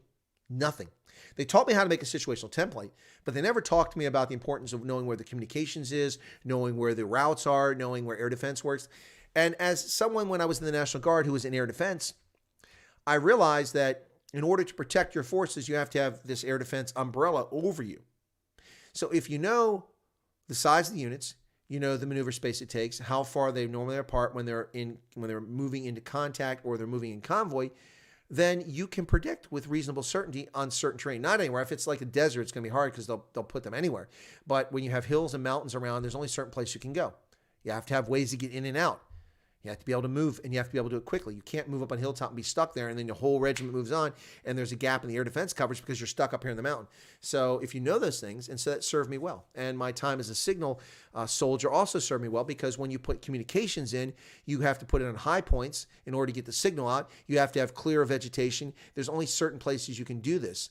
And you have to have distance. There's only certain distances tactical radios transmit, and you have to retransmit. So knowing that and air defense made me a much more successful intelligence officer, but I wasn't taught that by the intelligence school. Most of my peers never grasped that concept. They never understood that. Anyway, it's Devolve says this is wargaming. Well, the wargaming was what was going on the ground. This is in my brain. This isn't wargaming. This is intelligence analysis. You take what little information you have and use it to make a prediction, and sometimes you're wrong. Sometimes you're right. Most of the time, I was right. I was wrong on occasion, but not in a disastrous fashion, thank God. And the same in combat. The same thing in combat. So when we went to the Gulf War in 1990, I went on the advanced party. I had been to the intelligence school. They taught us about Soviet threat. We still had a Soviet Union when I was in the intelligence school. The Cold War was just ending after I got to my unit in Germany. So there was still a Cold War when I arrived. So we were taught the Soviet threat, and that's what the whole army trained against the Soviet threat, except for special forces who did some other things. So we go to Iraq. We were never taught about Iraq. No one said, okay, this is the Iraqi army. It's 760,000 soldiers, and this is what their capability is, and this is what they do, or this is their equipment. These are their tactics. We were never taught that stuff. We were taught the Soviets. The good news is that they had a mix of Soviet equipment and Chinese equipment. And we knew the capabilities of that equipment because I was trained on that. I learned the capabilities of the ranges of the D-30 artillery and the all these other different things. The 2S-1, which is a self-propelled artillery piece, learned all that T-63 armored personnel carrier, T-50, anyway. So all these different things, we learned that. So, but I had to learn Iraqi tactics on the fly. Well, the tactics that they had against Iran were abysmal, so we knew that wasn't effective. Yep, and the audience is shrinking. No. 146 likes, so close to 150. Smash the like button, folks. Come on, I'm telling you war stories here. This is war stories with the Colonel. Come on. Anyway, so I had to learn. The only thing I got from anybody to learn about Iraqi tactics in combat, and I'm sent in combat with 500,000 other Americans and allied partners to fight against the Iraqis. The only thing I got was a little book like this, which I still have, called the Iraqi Threat or something like that, put together by the Defense Intelligence Agency. And in that, I learned about how they like to do triangular defenses and, putting position, key point at the top and then points here and there. So you had a triangle defense, and I learned about a few other things. And I took that, quickly learned it, digested what I could learn about the Iraqis from past experience, plus what I knew following the Iran-Iraq War, and I was able to brief. Now, I will say this. In combat, our battalion, 3rd Battalion, 8th Cavalry, suffered 0 casualties. Nobody was killed in combat. And I like to attribute that to, number one, we had great logistics, great leadership, we had great tanks, and we had great advanced technology, plus the Air Force beat the snot out of the Iraqis before we crossed the border, so some of them weren't too inclined to fight back, although the Tawakana from the Republican Guard fought back viciously against us. They weren't the only ones, but they were the most vicious. I would say that the most tenacious, I should say, not vicious. But I would like to attribute some of that to the excellent job that I and my boss did in presenting what we believed the threat to be. And we also predicted where the enemy was going to be and when they were going to be there. And it turns out we were largely right. And that's a very difficult thing to do when you're advancing on the battlefield. We're advancing at night and we're stopping, and then the enemy's doing things. We're getting reports coming in. We're making projections, and there's hundreds of thousands of people on the battlefield, and we did a pretty good job. And that contributed to no fatalities on our side. Now, I can't say the same for the Iraqis. They lost a number of people in engagements with us, but we came out of it pretty much unscathed. So show us why the U.S. military is such a mighty fighting force the Communist, Chinese, and Russian military should fear. Well, Stingback, the reason why is because we have the best non-commissioned officers on the planet, bar none. Now, we have some boneheads. We have boneheads in everything we do in life, no matter what military or government organization we are. But our NCOs are empowered to make decisions, and they're able to make decisions on the battlefield. In the absence of leadership, our NCOs, by and large, can take charge and get things done. That's not the case in most militaries around the world, where NCOs have very little authority, except for maybe sergeants major. That's about it. And so NCOs really don't have the authority to make decisions. In places like the Russian military, the Chinese military, NCOs can't make those decisions. And as a consequence, if their leadership is dead or missing, they're just stuck. They have no initiative, they have no ideas, and they don't do anything. And people die. People die. And initiative is lost. On the battlefield, initiative, speed, and maneuver are the two most important parts of winning warfare. You must be able to move quickly and at the right time, in the right place, and you must be able to maneuver. If you can't do those things, and I was watching a special last night with General Grant from the American Civil War, and when he defeated Confederate forces outside of Vicksburg and then turned on Vicksburg, he did so by his speed of maneuver. He was able to get his forces in a position and defeat piecemeal one part of the Confederate army, which he was evenly matched against, while the other one sat and hid behind the gates of Vicksburg, not realizing until too late they needed to come out and join the other Confederate forces and pinch him off. So his speed and maneuver got him in a position to take out one group of Confederates. They dispersed and fled, and he could turn and face the other enemy before they reached his rear. And as a consequence, he defeated a same-size force, turned and defeated a same-size force here in an amazing, amazing display of tactical and operational leadership. Come on, Colonel, give us a real war story. NCOs, South African border war were also paramount to South Africa's tactical decision-making mobility. At least this is what is said in the books written by Major General Roland de Vries. Yeah, I've read some of what he's written. NCOs did play a major role in South Africa's border war as well. That's absolutely true. Yep, that is true. I've watched ex-soldiers play complex war games on YouTube. Whenever the operations go wrong, it's funny how they disciplined each other as if they were still subservient to each other. Never forget to take weather into account. So many miss that logistic. Well, yeah, you can tell that to the Wehrmacht and Napoleon's army. Weather, absolutely. Weather and terrain. Weather and terrain play a role. Absolutely, Tony. But those war games I was talking about were in clear weather, and so it didn't affect those air defense pieces. Yep. The U.S. lost Korea, Vietnam, and would have probably lost Japan without the nuclear bomb Russia. Okay, that's just utter nonsense, Stingblatt. First off, you're factually wrong. The U.S. didn't lose in Korea. We didn't lose Korea. We're still in Korea. The war in Korea never ended. There was a ceasefire. We are in a state of war with North Korea. It has not ended since North Korea violated the border and crossed the 30th parallel in 1950, invaded South Korea. We didn't lose. We won. We won. South Korea exists. It's a multi-party market-based economy, multi-party democracy, market-based economy. It wasn't for decades. It took decades to realize that, but they're there. They were poorer than North Korea for a long time, but since the 70s, they've eclipsed North Korea by a wide margin. And the population has grown by gangbusters because they're able to do that with a successful country. We didn't lose Korea. We won Korea. That's nonsense. That's utter nonsense. That's factually wrong. Vietnam, lose Vietnam? No, we didn't lose Vietnam. That's a misnomer too. We left Vietnam after we spent billions building up the South Vietnamese Army, the Republic of Vietnam, the ARVN. The ARVN was over 500,000 strong and equipped with American equipment and trained by Americans when we left. We gave up in Vietnam. We didn't lose. That's nonsense. We never lost in Vietnam.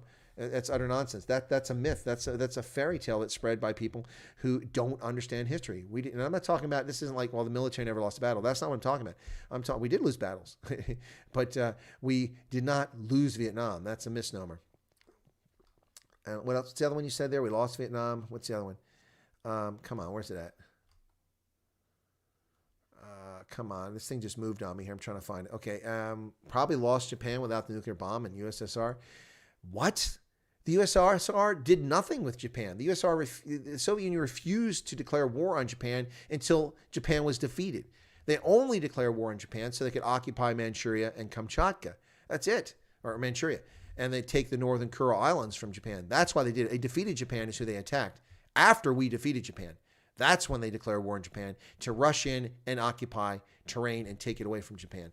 So the USSR was unnecessary against Japan. We defeated Japan, island hopping across the Pacific over the course of 3 years. We destroyed Japan. And we defeated them without the nuclear weapon. The nuclear weapon stopped additional loss of life. The projections were at least 1 million American lives would be lost taking mainland Japan. And we would have done it if we had to. So that's also factually wrong. That's factually wrong. Come on, man. You can do better than that. You can do better than that. You can do better than that, Stingback. That's simply not true. We didn't lose Korea. We didn't lose Vietnam. South Vietnam lost Vietnam. And we didn't lose Japan. We defeated Japan. At great cost. Conrad Marx says, I love to hear these strategy war game stories, Chris. Glad I was able to watch you when you were interviewing my dad a few months ago. Oh, Conrad, are you Hein Marx's son? Oh, cool. Thanks. Yeah, no, he was a great interview. I had him on twice. If that's who we're talking about, Hein. I had Hein on to talk about the ULA, and then we had him on to help try to clarify what happened in the aftermath at Senecal on the 16th of October. He was a great guest. Loved having him on. What have you used on FM 3121? You're going to have to remind me 3121. We have so many field manuals that keep changing. England needed you here when England was at war with the Boers. I think the Boers needed me. Mobile warfare for Africa, not yet. No, we had mobile warfare in Africa, absolutely. The Boers. The Anglo-Boer War. That was mobile warfare. Hit and run tactics, guerrilla warfare. Mobile warfare was fantastic. And we had mobile warfare. We had the South African Defense Force using mobile warfare to destroy Cuban brigades and Angolan armor brigades and waxing them big time. That was mobile warfare. That wasn't trench warfare. It wasn't strategic. It wasn't head-on. That was maneuver and speed. That was a major part of how they won that. Plus, the G5s and G6 didn't hurt. What's the good book to learn about applying lessons learned from military leadership to the business world for non-military people? Oh, there's so many of them out there, and all these generals are writing them now, but they're not all good. I'd have to think about that one. Yeah, the Korean issue is actually an armistice, if I have the correct. Yeah, it's an armistice. That's right. It was a ceasefire. We've never declared peace. There's no peace treaty. We are in a state of war. Technically, the United Nations is in a state of war with North Korea, not the U.S. All of us are. Your knowledge, experience can't be duplicated. We salute you, sir. I'm sure you miss those days. I miss ICU nursing. We're proud to serve. Well, yeah, MF, I got you. You know, that's an incredibly exciting and rewarding field to be in too. You save lives, you change lives, you prolong lives, you give people quality of life. It's awesome. Yeah, no, I do miss those days. But you know, things don't last forever, folks. You move on to something else. I don't rue them. I'm not disappointed that I'm not doing those things anymore. But you know, I will be going out when the stream is over and shoveling snow. I'm not looking forward to that, but that has nothing to do with the conversation. Jihadis in the Middle East make fun of U.S. soldiers who are claimed to wear adult diapers as they mess themselves in contact. Fortunately, the U.S. has technology to compensate. Okay, well, good for the jihadis if they actually delude themselves into believing that. That's we don't need technology. Our soldiers are well-trained, fit, and can take out anyone. So, yeah. Graham says, as you were trained under the Cold War paradigm, how would you rate the Spetsnaz in terms? They were very good. Spetsnaz were very good. I don't know the state of them now, but they were very good. Very good. Very good. The Spetsnaz were very good. The Soviets were quite effective at many things they did. Overwhelming force was a big part of what they did, too. Comment about mobile warfare was not about myself having read the mobile. Oh, okay, gotcha. Roland DeFries. Gotcha. Oh, okay. Thank you. Victoria Conti's here. Victoria, you missed the stream. I talked about the big cat policy. I talked about that legislation twice on my stream after you asked me to check into it, and I support it, although I do have issues with the way that the government is rolling it out, but I appreciate what you're looking for, Victoria. So I did cover that. I'm not going to cover it tonight. We can do it again sometime, but you'd asked me to talk about it. I did twice on the stream. I talked about that and encourage people to support that legislation. I have a few issues with the legislation as it's written, but by and large, I think it's a beneficial legislation. I don't think it's the right of the government to tell us we can't do certain things. But one counter argument that was made by someone in the stream, which is legitimate, is that if were it not for zoos and private keepers, a lot of cats wouldn't exist. But if the only existence of a species, in my view, is that they live in private hands or in zoos, that's a pretty sad state of affairs. But there is legitimacy to the point that one of the reasons we can have genetic diversity in populations is because there are ones out there. When the problem is the habitat loss. If we quit taking habitat away from big cats, then they could flourish. Look at Botswana. The big cats flourish in Botswana, and we're not impinging on their habitat. That's a big difference. Folks, you've been listening so far to Chris White Africa and the Daba Africa on the Daba African channel on the day of the vow, the 16th of December, 2020. And we've been talking about the history of Blood River. And I had a few more pictures I wanted to show you guys. So this is the church they finally built right there. That's the Church of the Vow in Pietermaritzburg. Been there. There's a bust of Daniel Lindley inside that church. Daniel Lindley was an American missionary who was active at this time in South Africa. Yep. And that's the Church of the Vow, folks. Looks like it needs a little bit of work there. Some cracks up on the top. So there you go. This is from a 1938 movie called They Built a Nation. And that's a still that's taken from that movie talking about the Battle of Blood River. That's a reenactment of what happened there. So I thought I'd share that with you guys as well. And then here's the final image I'd like to share with you guys. This is a monument to Sarel Cilliers. And that's a monument that's built for him and to recognize his exploits. Yep. And what happened at the Battle of Blood River. And that's what we're talking about today, folks. So where is Carol Baskins? I have no idea. You're talking about that Tiger or whatever that stupid show was. I never watched it. Luckily, Jewish girls are repulsed by unmutilated what the heck? But I'll say this, Chris. It's not going to take cats away from anyone. Yeah, people are grandfathered, Victoria. Those who already have cats are grandfathered. So, yeah, gotcha. Trevor says, I believe there are a lot of Amish in Pennsylvania. Have you met any of them? Trevor, there are a lot of Amish, and there are more Mennonites here than Amish in Pennsylvania. My neighbors just down the road are Mennonites. When I drive to the War College, which I don't do every day now because I'm retired from the Army, but when I drove to the War College every day, I drove right past Mennonite farms every single day. When you go shopping, you run into Mennonites in the stores. The Amish don't frequent those stores because they don't use technology. But Lancaster, Pennsylvania is only 45 minutes from where I'm sitting at, and I drive there across the other side of the Susquehanna River. The reason it's 45 minutes is because I have to go up to get to a bridge or go down to get to a bridge. Unfortunately, I can't just go straight across. It would only be about 25 minutes if that were the case. Yeah, so there you go. Yeah, the Amish are all over the place. But the Amish numbered about 5,000 in 1900. And today it's something on the order of the Amish and Mennonites are somewhere around 700,000 to 800,000 in the United States and Canada. Mostly in the United States. 90%. Yeah, from 5,000. And by the way, no new immigrants came in. So you can imagine all the genetic challenges they face from a very small pool of people that has expanded and replicated that DNA over and over again. So they're facing some challenges. Would you return to dairy farming? I probably would never do dairy farming again. I might consider a cattle ranch or cattle post. That might be something I'd consider, but I'm not really into it. It's not my thing. Life is much more interesting than spending all my time doing that sort of thing. It's very time intensive. Does China spy on African countries? Oh, go get someone down. Yes, they do. They do. Through your telecommunications networks, through your computers, through radio intercepts, through human spies all over the continent. Yeah, I've caught the Chinese spying in Africa on numerous occasions, including when I worked at the African Union. And they put in microphones and cameras all over the headquarters building they built up there in Addis Ababa. And it was exposed, and it just quietly disappeared, the whole story. But it was in the news a couple years ago. Yeah, but we caught them when I was there. So, yeah, so they do spy. In terms of battle, Blood River, was the victory mainly tied to superior weapons, or was it something else? No, it wasn't superior weapons. I disagree with that. That's what Ronaldo Host is saying. Well, he's like, well, you've got Zulus with spears, and you've got these Boers, and they've got gunpowder. Yeah, okay, not the most accurate of firearms, and you had to reload them. It was a single shot. And it takes time, and the Zulu can surge forward. The reason they won was a combination of firepower did play a role, but additionally, it wasn't just the firepower, which wasn't sufficient. The tactics were brilliant. The tactics of forming that laager on the banks of that river where people couldn't get up the banks. They slipped down. It made them easy targets.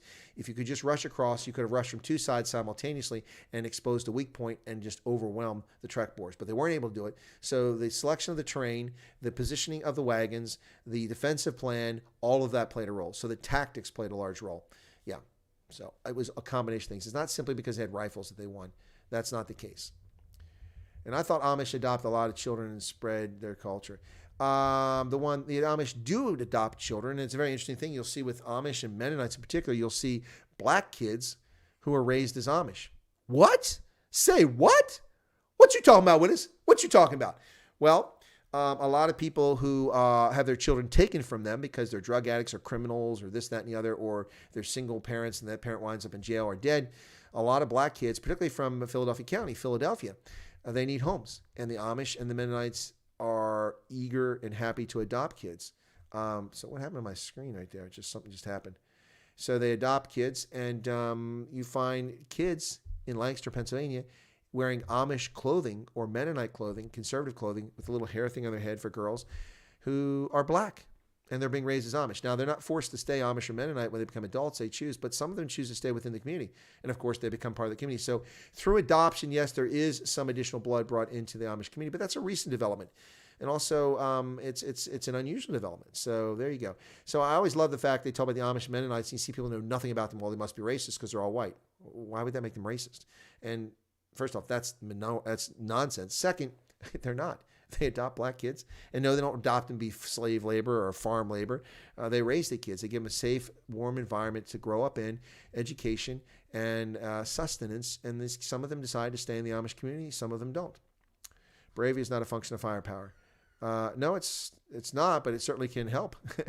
I'm really wondering if Google went down to hide something now that Solar Winds is tied to Dominion. Yeah, no, there's a lot of conspiracy theory going on with Solar Winds Orion. But the SIPRNet, the Secure Internet Protocol Router Network, the SIPRNet, the classified secret network for the U.S. military, was shut down intentionally yesterday. Intentionally shut down during working hours during the day here on the East Coast. It's unprecedented because of this software vulnerability. So they must have patched the system. I don't have confirmation of that, but I assume that's what happened. Yep. Online Optics says it's where the word commando comes from. The word is due to the type of warfare they carried out. Sneaky buggers. Well, commando comes from other languages too. It's not simply from Afrikaans. That's developed elsewhere. But yeah, I get your point. Did you hear that Solar Winds headquarters was raided in Texas by the Rangers? I did not hear that. I'm not surprised. There's some really fishy stuff going on here, folks, and more by the day. Honor the 16th December, the day of the vow. Geloftedag. Yahweh will protect and keep us safe. We stand together and kneel down in front of him. Yahweh is great. Afrikaner folk. Let's get back to our roots, says MF. Well, there you go. Cool beans. No, I didn't hear about that in Texas. That's interesting. Duval was Joe Slovo was Jewish and that there was Jewish involvement in Kontu. Yeah, well, there was lots of Jewish involvement in that. Not just that, but in the South African Communist Party, in the ANC hierarchy. Joe Slovo is Jewish. That's correct. Is he passed on now, Joe Slovo? Yeah, and he's not the only one. Lots of South African Jews. In fact, South African Jews were the major contributors to the Freedom Charter back in 1955. Going commando is when one does not wear undergarments. Yeah, it's like the full Monty, except the full Monty's no clothing. Also, ancient times, there have been plenty of people who were severely outnumbered and still won the battle, and there are a lot of factors involved in the number of soldiers on each side. That's true. Tactics, terrain, look at the Battle of Thermopylae, the Hot Gates, King Leonidas with his 300 Spartans and about 6,000 ancillary Greek troops who stuck behind to stay with them when they were overwhelmed by probably as many as over 1 million Persians. And they held their own for a few days, and they stopped them. Yep. And it gave people time in Greece to organize and fight back. Base numbers low in the Boers should have lost that battle. Well, yeah, but numbers isn't the issue. I mean, it's you look at Robert E. Lee, he oftentimes attacked a force like at Chancellorsville, a force that was twice his size. The way it usually works is the rule of thumb is that when you go in the offense, you have to have 3 times the size of the defensive force, because defensive position, if it's done properly, gives you such an advantage to wait for the opponent coming behind, prepare positions, and secure yourself, that you need to have 3 times the attacking force of the defending force. That's the standard that people put out there, general standard. Robert E. Lee flipped that on his head. Instead of having 3 times the size of the Union Army, he was usually half the size of the Union Army or smaller and successfully attacked them. His most famous victory, of course, was Chancellorsville when he routed the Union armies. It's amazing. Amazing. So, yeah, there's a lot more to it than simply size, folks. Size matters, but not on the battlefield. Their faith pulled them through. Well, that's what they say. John, Hyundai versus the Ottoman was some insane stuff in terms, you should have Harry Boyens on. Yeah, no, Harry Boyens was in touch with me a while back, and I haven't heard from him in a while, so I don't know what's going on with that. What else? How's life in USA under the new dominion of Biden? Well, Chad, we don't have, we're not under Biden. The president of the United States is Donald John Trump, and he will be through at least January 20th, if not longer, but certainly to January 20th. Party bus idea. What do you think, Chris? Have you seen all 50 states? I have been to every one of the lower 48 states now, including North Dakota, which I hadn't been to for a long time. So I've been to every single state in the lower 48. I have never been to Alaska or Hawaii. So 48 of the 50. Not bad. Not bad. The raid happened yesterday, and the CEOs sold off stocks twice in September, so they knew ahead of time. Maybe. You should have Harry Boyens on. I got back to that. Secrets, Chris. Shh. Have these solar winds been so strong that planes had to be grounded? I don't know. Okay. All right. Folks, an hour and 42 minutes. I got 120 people still watching. That's amazing. Thank you. I agree. Harry Boyens would be great. Yeah, he contacted me. I'll have to reach out to him again and see if people keep asking for him to come on. I'll ask him if he wants to come on the channel. But what do you want him to talk about, folks? What would you like him to talk about? What would you like? Unless you are para or Marine in the Falklands. I don't know what that's about. What are you talking about, the Falklands? I think you missed it. It was a joke. I know I got it. I got it. Dominion Software, Dominion, Biden's. I got it, man. I got it. But thank you. Did you see Senator Hawley completely annihilated Zuckerberg and the questioning around collusion of YouTube, Facebook, Google, and privacy today or recently? No, recently he was on, so I don't know. Paul says Alaska has a LRSD, long-range surveillance detachment. What's that? Let's start with the coldest north and progress to the tropical south. We can bring Marika and Gideon along. Oh, you guys want to do this road trip in the U.S.? Well, you should start in Alaska and come down through British Columbia and into Washington down the west coast. Or you could go from Washington, that's what I'd recommend instead, and head east. Go to Spokane, go through Coeur d'Alene, Idaho, head over to Montana, head down Montana to Wyoming, catch Yellowstone and the Grand Tetons, and then from there head back over through towards South Dakota. Check out South Dakota. You've got the Black Hills. You've got Devil's Tower. Be pretty cool. Devil's Tower's in Wyoming, excuse me. And head across. Keep going. You'll get to Minnesota. From Minnesota, you'll get over to Wisconsin and Michigan. That's one way to do it. Then you can go all the way across to New York and go up to New England, all the way up to Maine, come back down the East Coast, all the way to Florida, then go from Florida over to Georgia, Alabama, Louisiana, Texas, New Mexico, Arizona, and then you can go up California, go about halfway, stop, turn, cut across, go through Colorado. It's a big country. I've been all those places and all those routes I just talked. The Big Cat Public Safety Act is in the Senate. Please consider urgent support. We can always tweak it to make it better. I did. I've mentioned it twice on the stream, Victoria, but you missed those streams. It was a great stream. I'll check in again soon later. Don't forget to watch the Siska Smith stream from yesterday. That was epic. And on Monday, we had Representative Dawn Kiefer on here. That was quite a good stream, too. So there you go. Been a busy week for me, folks, so far, and it's only Wednesday. How is the rail network? Does it cover most content? Stingbat, we have the world's best rail network in the United States. Now, let me clarify that because you're going to hear Europeans go, oh, the Americans have terrible rail service. It's terrible. No, we don't have passenger rail service for beans. We have the world's best freight, bar none, no question, most efficient, most cost-effective, fastest, most reliable freight rail system on the planet. No one can match our freight rail system, not even remotely close. And that's what matters. Freight rail is what matters because that's what keeps the economy humming along. We have a interstate highway system that takes care of the road traffic. But passengers, by and large, don't use rail for travel. That's only a few sectors and a few small segments of the country, and it just doesn't work. The problem is the country is too big, people are too far dispersed, and it's not economically viable except in a very dense population. Europeans have lots of passenger rail service. Why? Because they live on top of each other like ants. There's almost 1 billion Europeans in a place smaller than the United States. And we have 330 million people spread out over a place much bigger than Europe, in Western Europe. So we can't achieve the density except in places like along the East Coast and maybe some corridors in the West Coast. Most of the country, you can't run a train profitably and pick up 2 passengers in Nebraska, and the next time you stop is in Kansas, you pick up 4 more. You can't make money that way. So our passenger rail service doesn't work. Cargo, on the other hand, is very different. You need to move cargo from East Coast to West Coast, move by train. Very efficient, very, very cost effective. So we have the world's best freight rail network, bar none. It's amazing, absolutely amazing. So have they got alternative navigation techniques that allow them to fly accurate without those affected? I don't know what we're talking about here. Do you agree with me South Africa Defense Force was good? Yeah, Eddie, I've talked about it many times. The SADF was the best military in Africa, bar none. It was one of the best militaries in the world. Today, it's a sad shell husk of what it once was. South Africa's freight rail is basically dead, hence we have way too many trucks running around, such a mess. Yeah, well, that's because Transnet is a parastatal. It's run by the state. It has no business owning the rails. They should be privately held. Chinese have a train to Tibet with pressurized rail cabins. Does the U.S. have high-speed trains? We do not have high-speed trains. The ones they call high-speed are not high-speed, not by comparison to Japan, where I've been on trains. But then Japan has 120 million people packed in a place the size of Ohio. Ohio has 12 million people. Japan has 10 times that in the same physical space. Yeah, so they can afford to have high-speed rail and because their trains are always full. I have a friend who did Route 66. That's pretty cool. I've done the whole Route 66 for parts of it. What I don't like is all these YouTube real live camera streams showing tracks everywhere now. I don't understand what that means. What are you talking about, Tony? Showing tracks.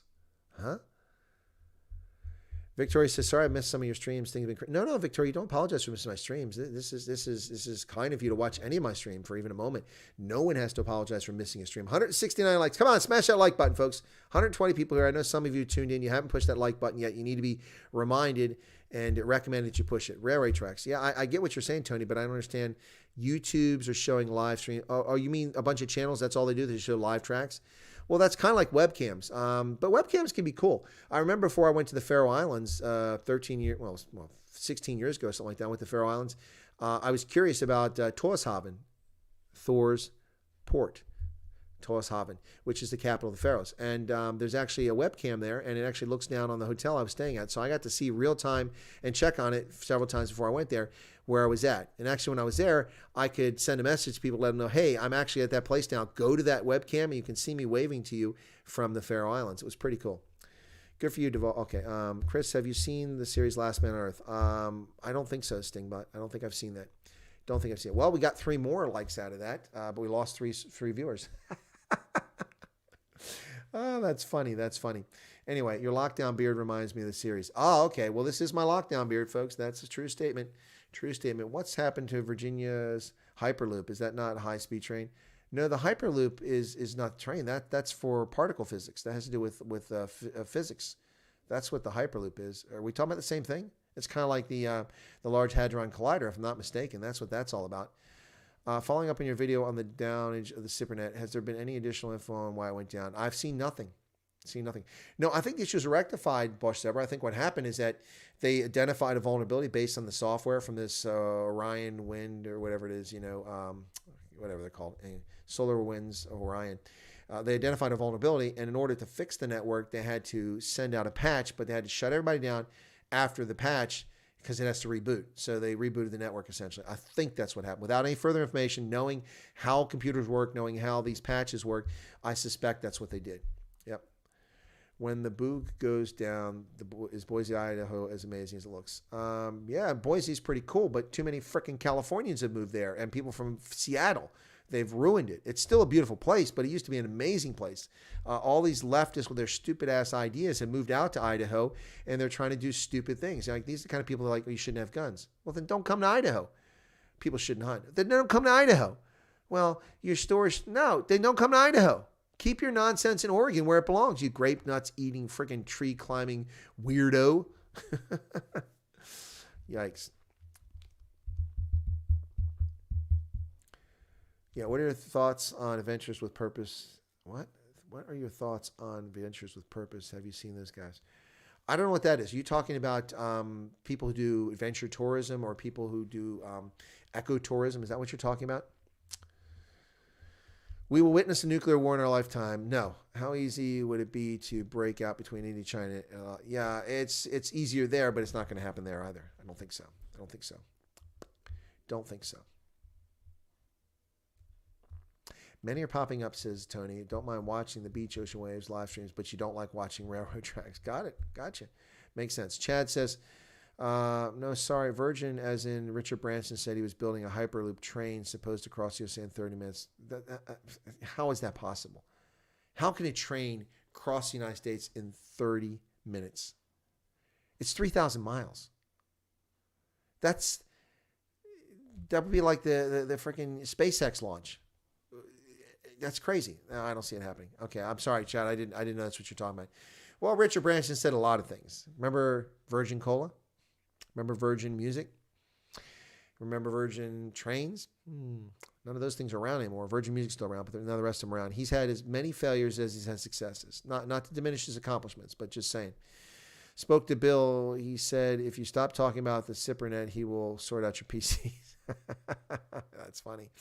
What was the point of the Colorado hearing in the end? Did anyone watch? I didn't watch Online Optics, so I don't know what that was about. I suspect it had to do with their concerns about vote integrity. Yep. That's a lot of what's going on. Richard does say a lot, says Chad. Yeah, he does. He says a lot of nonsense, and he's always promoting stuff. He's a master promoter. Kind of like Trump. Trump has had a lot of failures, but he's had a lot of successes. So, yep. Don't get told real, truthful history in schools anymore. What a sad loss for every nation, good or bad. History has always been an interesting subject. Yeah, I agree with you, MF. It's really sad. Elon Musk is building a vacuum that has a maglev train. Yeah, maglev would be interesting. one side, the other in 3 hours. Now, 3 hours, yeah, but man, how are they going to do that? They're going to build like some kind of wall or shield around it. Otherwise, anything that comes close is just going to be absolutely obliterated. Deer crossing, come on. Something crazy there. No, they try and solve cold cases for free. They travel. Oh, that. Yeah, I have heard about that. Thank you, Victoria. I have heard about that. Yeah, I've heard. I didn't know they're called that. Excuse me. The Swad is wishing us a good day of the vow. Thank you for that. All right, I'm going to tell you guys now, and this is not directed at anybody in particular, but there's a conversation going on between several of you about Jews. Stop. No need for that conversation. It's going to head in a direction that's unnecessary, and I appreciate that if you all just stop doing it right now. Cease and desist the conversation about Jews in my chat. All right? That's all I'm asking. Please stop it. Anyway, coming up in almost 2 hours, folks. What I'm going to do is I'm going to leave you with the Jan Spies tribute from Giselle. 170 likes. Can we get to 200? For those of you who haven't heard this, Giselle wrote a song in honor of Jan Spies. If you don't know who Jan Spies is, then you're probably not an Afrikaans speaker, or you're an Afrikaans speaker that grew up after the millennium. So Jan Spies was a satirist, a comedian, and a TV presenter. He had a long-running show with a mate of his. It was called Spies and Duplessis. And they had this comedy show that was on for a long time. You'll see clips of Jan Spies here. And you'll see, I think that might be Leon Schuster that you see in this clip. Giselle did this, and she went to Maltahure, which is where he was from, around that area, which is in central Namibia. And she performed at the hotel there recently, and this is the debut of the song. So I just want to leave you with this. Many of you have seen it already, so feel free to watch it. And I'll be back on the stream tomorrow, and we'll cover events. But thanks for tuning in, folks. The train travels in a vacuum tube. It's run on a maglev principle. USA awarded them $600 million. The U.S. government, I find that hard to believe. Why would the U.S. government give Virgin $600 million? That's interesting, though. The problem with a train like that is you'd have to build it from coast to coast, and that involves cooperation with many states. So interesting. If you promise not to try speaking Afrikaans, we will bring more subs for you to delete. Says Springbok. Ja, das ist nicht fair. Ja, das ist ja unfair, und das ist ja ein bisschen, wie sagt man denn eigentlich? Das ist ein bisschen böse. Ja, was Sie da gesagt haben, ja, das ist ja unfair, bisschen unhöflich auch, darf ich mal sagen. Ja, also wenn ich Afrikaans sprechen will, dann würde ich Afrikaans sprechen. Ja, das ist ja meine Wahl, yeah. Anyway, so there you go, folks. Anyway, so this is from Giselle, a tribute to Jan Spies. So there's a little clip, which is humorous if you speak Afrikaans. If you don't, just stick around for the song. It's a beautiful song. She says, Jan Spies, you're a legend and you're a hero. And a lot of folks think that, in fact, Jan Spies is all that. He was a great cultural icon for Afrikaans speakers. And Die Swan says, Chris is secretly Namibian. Shh, don't tell anyone. Notice I speak German, so I could be Namibian. You're tired, Chris. Thank you and I salute you. Please remember to remind your sister. And thank you very much for that, MF. Yeah, I have other siblings, but yeah, I don't think they're all going to be there. My sister and I will be there. My brother might come as well, but the other ones, I'm not sure. They're on the other side of the country. Anyway, folks, thanks for tuning in. 181 likes. Come on, 103 people still. This is Jan Spies. Heinz says, I love German. Well, I would hope so with a name like Heinz. I would hope you love it. Otherwise, there'd be some self-loathing there going on. All right, so where is my camera at? There's my camera, and we're going to close out with Jan Spies tribute. Thanks a lot, folks. God bless. We'll catch you tomorrow here on Chris White Africa. Have a good night, and take care. Be sure to spread the word about the channel. Let people know about it. Let's try to get the subscriber count growing again and try to overcome YouTube's games with my channel. Thanks a lot, folks. God bless. And I should visit Alaska. I agree with you, Paul. I will get to Alaska. That's part of the plan, but probably in a fall, not a winter, not a summertime. I don't want the mosquitoes, and I don't want to freeze to death. So maybe in fall, that might be a good time. All right, folks, that's it. I'm out of here. God bless. Have a good night. And this is Giselle, Jan Spies tribute. Ek doen hom vanaand vir die heel eerste keer op 'n verhoog in Maltahure. Hierdie een se naam is Jan Koffie Kapitaal. Waar is die plaas en wat er? Ah, nee, in die old days. Ken jy dit? Verkies. Hy sê om op toe nou weet sy hou nie daarvan die drukke kom toe terug. ruik. Hy sê die hond rek sy nek, hy rek hom so lank om daar te ruik waar hy wil. En daar so Gids of is dit 'n Die wat? is u nou 'n gids of 'n veldwagter of 'n plaasoppasser of 'n wat? Wat nou? Van wat nou? Van beroep nou daar by wat is die plek Olwys? Ja. Roep. Beroep. Ja. Praat. Ek luister. En hy het hom uitgetrek en toe hy daar by die storthokkie instap, toe steek die by hom daar. Maar hy steek hom verskriklik aardig. En hy's by die hospitaal in en hy kry die verpleegster daar in die hande, hy sê, suster, help. Sy sê nou maar, sy sal die dokter laat kom, sy sê maar, meneer, vat hierdie vorm, vul hom net in naam, geboortedatum. Sy sê, meneer, en dan nou ware die by jou bestaan. Hy sê vir haar suster, dit kan ek nie vir jou sê nie. Sy sê vir meneer, maar ek moet weet waar die by jou gesteek het. Hy sê, suster, vir jou kan ek dit nie sê nie. Hy sê, suster, gaan jy die vorm lees as ek hier ingevul het? Sy sê, ja, hy sê, nee, dan kan ek dit ook nie skryf. Toe sê die ou nou maar, suster, as ek dan vir jou moet sê, waar die by my gesteek het, laat ek dit vir jou so stel. As dit vir jou is wat hy geprobeer steek het, dan was dit mis. Maar hier om sy beek, nou rem ek met die kier, en ek rem, Maar ek sal maar En ek rem. hierdie vat. Pure plas, sê ek vir jou. Pure plas.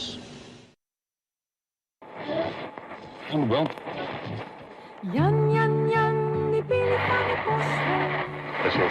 Jan sny koring op die land. Dis heel lyk soos